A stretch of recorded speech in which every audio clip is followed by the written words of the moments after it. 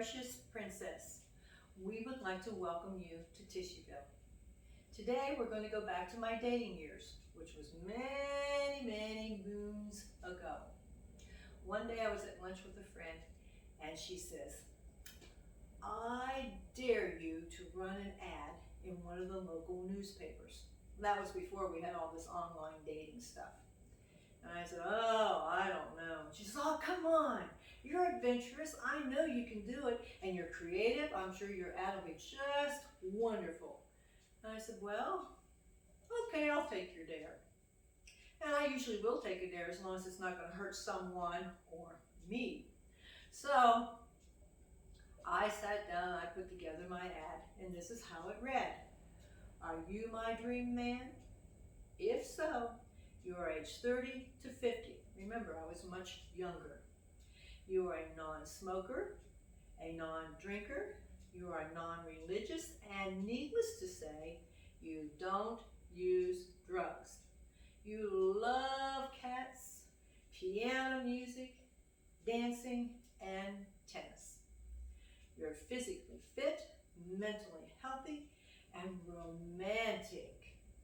This green-eyed one with major goals wants to know, can you keep up with me?" Well, several days went by and nothing. And I thought, well, I purposely made it really hard on these guys. So it doesn't surprise me that there's been no reply. But then a few days later, oh my gosh, somebody replied. And I could not believe it.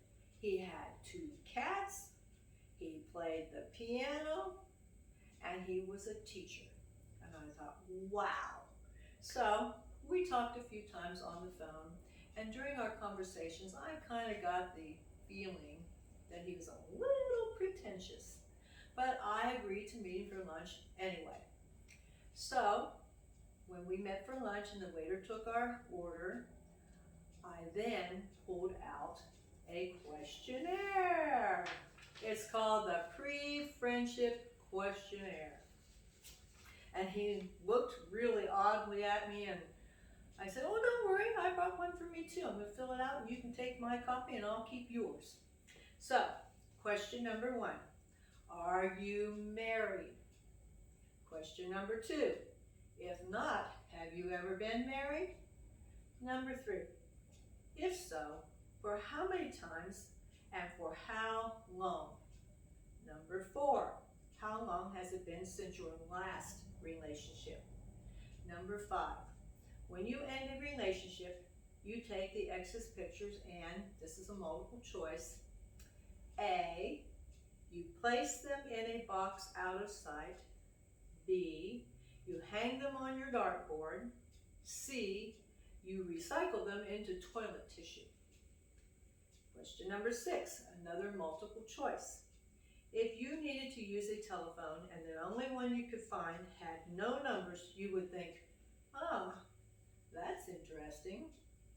Or B, "Oh, this is challenging." Or C, "This is irritating." Question number 7, do you have children? Number 8, if so, how many children do you have and what are their ages? Number 9, how many personal ads have you answered in your lifetime? A, none. B, only 1. C, less than 10. D, more than 20. If you answered A, which was none, then what are you doing here? Number 10, do you dance? If so, can you do it well? 11, do you take your cats to glamour shots? 12, do you play tennis? If so, do you play well?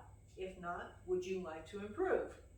13, if you were at a party and you happened to sit on a whoopee, this is all, by the way, a multiple choice.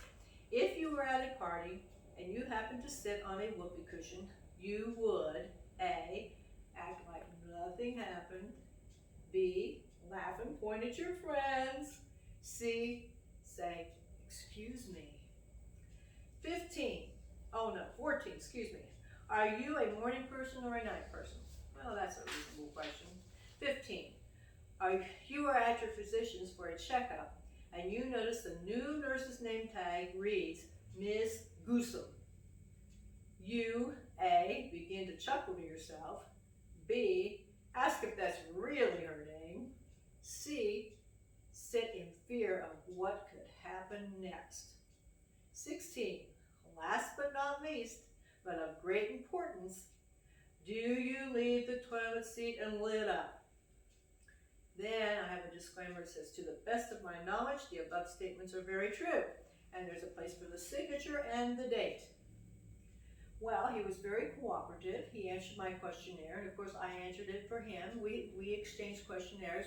We had a very pleasant lunch, but needless to say, he never called me again. Well, another one bites the dust. That's it for today from Tishyville.